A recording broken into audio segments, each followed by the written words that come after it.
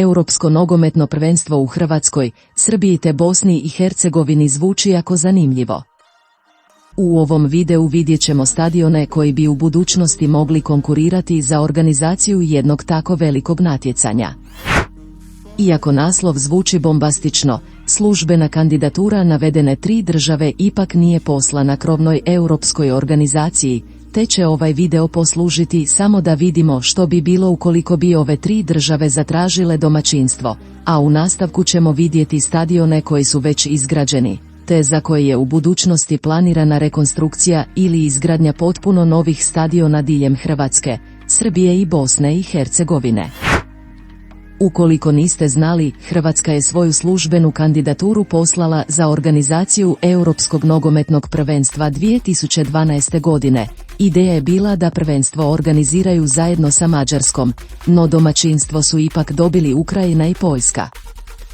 Srbija, Rumunjska, Grčka i Bugarska najavljivali su svoju kandidaturu za Euro 2028. godine, no ipak su odustali od ideje te će se navedeno prvenstvo odigrati u Velikoj Britaniji i Irskoj.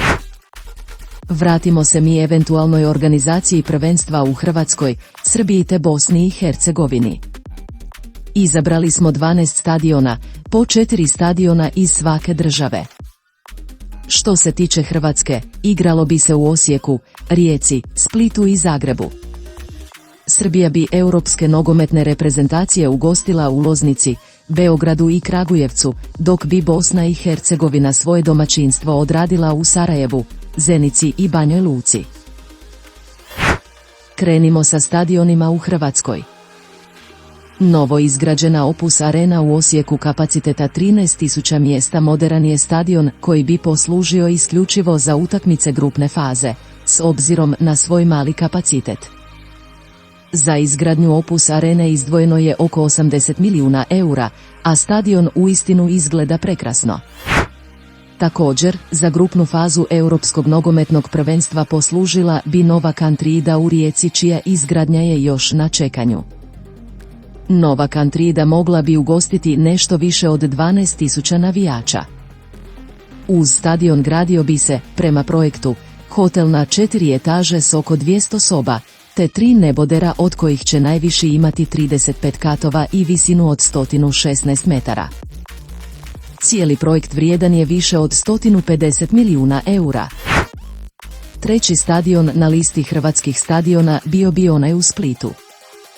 Stadion Poljud definitivno bi bio jedan od najljepših stadiona na ovom prvenstvu ukoliko bi izgledao kao na ovoj prezentaciji, a njegov kapacitet bio bi sličan današnjem kapacitetu od 34.000 sjedećih mjesta, te bi mogao poslužiti i kao stadion za utakmice završnice Europskog prvenstva. Naravno, na ovu listu definitivno spada i Zagreb, glavni grad Hrvatske. Zagreb bi renomirane europske reprezentacije dočekao na novom Maksimiru koji bi, kada bi se izgradio, prema projektu trebao biti kapaciteta od 34.000, a za njegovu izgradnju izdvojilo bi se oko 60 milijuna eura. Stadion Maksimir, osim grupne faze, definitivno bi poslužio i kao stadion za završnu fazu prvenstva. Nakon Hrvatske, krećemo u Srbiju. Prvi stadion u Srbiji je stadion u Loznici. Stadion Lagator kapaciteta je od 8.000 mjesta, a u njegovu izgradnju uloženo je oko 30 milijuna eura. Ovaj stadion poslužio bi isključivo za utakmice grupne faze. Drugi stadion na listi srpskih stadiona je onaj u Kragujevcu. Nova Čika Dača još nije izgrađena, a za njegovu izgradnju potrebno je oko 77 milijuna eura. Stadion bi mogao ugostiti 20.000 posjetitelja, a zbog svog nedovoljno velikog kapaciteta koristio bi se u svrhe grupne faze natjecanja. Sljedeći stadion nalazi se u Beogradu i dom je Crvene zvezde. Stadion koji trenutno gledate još nije izgrađen, a eventualnom realizacijom projekta bio bi pretendent za ugostiti finale prvenstva.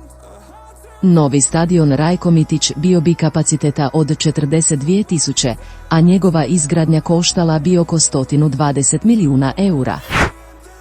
Nacionalni stadion u Surčinu također bi bio na listi stadiona Europskog prvenstva, te bi i on definitivno bio jedan od favorita za ugostiti finalni susret. Nacionalni stadion u Surčinu bio bi kapaciteta od 52.000, a u njega bi se uložilo oko 350 milijuna eura. Vlada Srbije najavila je da bi stadion mogao biti otvoren 2026. godine. U nastavku vam donosimo i 4 stadiona koji bi na ovom prvenstvu prezentirali Bosnu i Hercegovinu. Krećemo sa stadionom u Sarajevu. Sarajevo Arena još nije izgrađena, a izgradnja arene koštala bi 20 milijuna eura. Novi dom FK Sarajeva mogao bi ugostiti oko 15.000 gledatelja, te bi poslužio isključivo za utakmice grupne faze. Drugi stadion na listi bosansko-hercegovačkih stadiona je stadion u Zenici. Novo Bilino polje bilo bi podijeljeno na 2 etaže, a moglo bi ugostiti oko 30.000 navijača. Cijena projekta nije poznata, a ovaj stadion bi sasvim sigurno, osim grupne faze, poslužio i kao stadion za samu završnicu turnira. Treći stadion nalazi se u Banjoj Luci.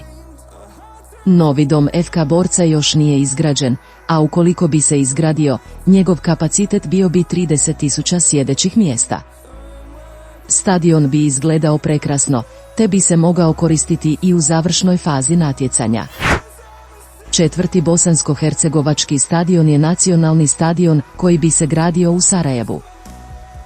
Arena bi prema završnom projektu mogla ugostiti 30.000 navijača, a tribine bi bile podijeljene u 2 etaže. Izgradnja bi koštala 30 milijuna eura. Pišite nam u komentarima slažete li se ovim izborom, te koje stadione bi vi ponudili za organizaciju Europskog nogometnog prvenstva u navedenim zemljama.